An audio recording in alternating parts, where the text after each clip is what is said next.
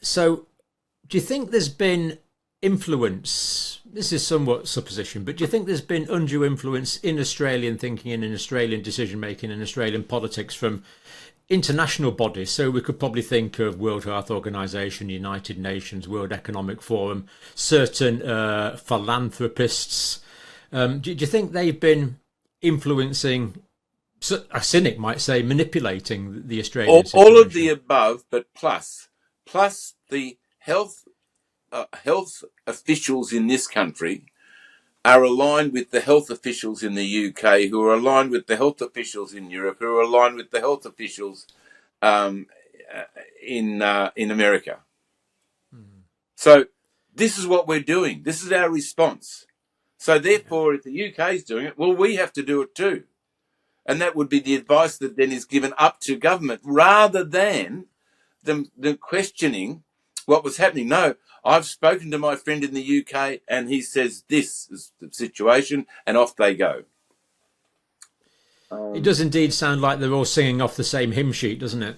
Australia had a very well worked through plan if a pandemic hit. Yep. And it was thrown in the bin the first day, and not one of the protocols was followed.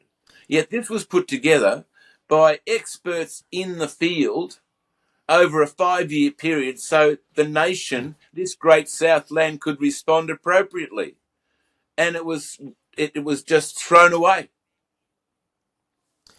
It would be good. It would be good if Australians recognised the outside influence in their country and took some of their decision making back into their own hands. I would have thought. Does that seem reasonable to you? If you wrote a story in a novel, it'd be a bestseller, but it'd be thrown out the window as fantasy. Ludicrous conspiracy theories. Yeah. What's the situation like as regards, I mean, you've already mentioned that there's been significant impact on free speech as regards the specific pandemic related issues. What's the sort of freedom of speech situation like in Australia at the moment? In the UK, it's never been worse in my lifetime. Speech is more inhibited now than I feel it's ever been in my lifetime in the United Kingdom. Is Australia as bad, or is it better there? Great letdown here was our Human Rights Commission, who were virtually not to be seen during this whole pandemic. They were a disgrace. They, every time that somebody, the distance between a conspiracy theory and truth is about a week now in Australia. That's what's happening. And so I think they're all ducking for cover. But at the same time, Australia, like the rest of the world, is introducing a mis- and disinformation bill where the government will take control. I guarantee you'd have been off our systems by now, John, because you wouldn't have been allowed to broadcast into Australia, because you'd be putting forward misinformation according to the government's requirements. And they're going to decide what we can and can't say. The 2023 misinformation and disinformation bill, is that law now yet, or what's the status of that? No, it hasn't gone through the Senate at this stage, and it's going to a Senate committee. That'll be a whitewash. Right. They will get it through, and then they'll back that up with hate speech legislation. So this disinformation, misinformation bill, what's it going to inhibit? They're going to decide any content on internet, Facebook, YouTube, anything that comes through. But they've exempted the government themselves. They've exempted universities, and they were going to try and exempt some others. But we have an e-commission that was meant to protect children on the net. That was her whole modus operandi. That's all she had to do. But she ended up with a $50 million budget, and she was suing Elon Musk, which she's just backed out of at 100 miles an hour. So the Australian government was paying for this, was it? The Australian taxpayer was paying for this? Absolutely. Yeah. So once this disinformation, misinformation bill is passed, even if it's in a slightly attenuated form, and then they start adding hate speech to this, basically it sounds like Australia is going to be controlled by the thought police. Correct. And they've even named the committee that will be the thought police. So this elite group of people are going to basically be telling us or telling Australians what to think and certainly controlling what they say. I mean, that is really it is a genuine Orwellian nightmare. It's by the sounds of And that. John, you know how this works. They have to make themselves relevant by finding things to ban. Yeah.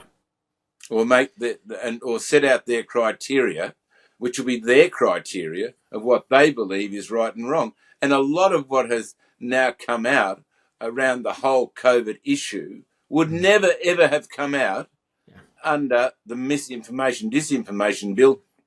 And in the bill's background statement, they said it's the misinformation that was around over the vaccines themselves. I mean, they're actually still saying that they were safe and effective, and there were people out there saying they're not safe and effective. We have to get that sort of language off our internet. So they're taking something that is untrue to justify greater Orwellian regulation of the ordinary Australian citizen. And that's happening in Australia with an Australian people who I thought would never bow the knee to such legislation. I know. I mean, you imagine Australia's the sort of bedrock of independent speech. You know, it just seems so much against the Australian character that I've grown up understanding, and the reversal is just very difficult to explain. I mean, how are Australians taking this as a whole? Is Australia divided, or is it sort of moving forward under this information totalitarianism, or what's sort of social cohesion like in Australia? Is Australia united or divided? I'm afraid they're waiting for the Ashes series. That's where they're at. Mean? Well, the Ashes series is coming to Australia this year. It would be played in Australia this year. The first cricket, match is going to be in Western Australia for the first time, the opening game. When I say that, I'm saying to you, they are not concentrating on issues like you and I are speaking about. Oh, got you. They wanted to go. It's a diversionary tactic. Look over here, look over here, look over here. Look at the soccer, look at the football, look at anything. But don't look here. Go to sleep and let us get on with our control agenda. Yeah, that's right. But it's probably worse than that because of the effect it's had on so many individuals. My friend is a muscle therapist, and she said to me this morning, she has so many clients coming in and saying, you know, I haven't been that well since I had the injections. When I think back, I haven't been that well. And this started when I had the injections. Now, people would say to me, how dare you say that, Russell? It hasn't affected me. It hasn't affected my family. It hasn't affected those around me. But the ones it has affected are in their hundreds of thousands and probably millions in this nation. But if Australia, I mean, my impression is that Australia's divided. I talk to many people in Australia who are very much like yourself, who are very much concerned about the current agenda. And, a house divided against itself cannot stand. This is really bad for the whole concept of the nation state. In my country as well, there are such massive internal divisions now. And the people that have been fighting the good fight, John, they're tired after 4 years. For sure. Tired, and their hearts go out to the people who are vaccine injured, who are being absolutely ignored by their elected representatives. Yeah, and people have been attacked. Doctors have been struck off. Yes. It's doctors who are at the top of their profession one day and seem to be dills the next.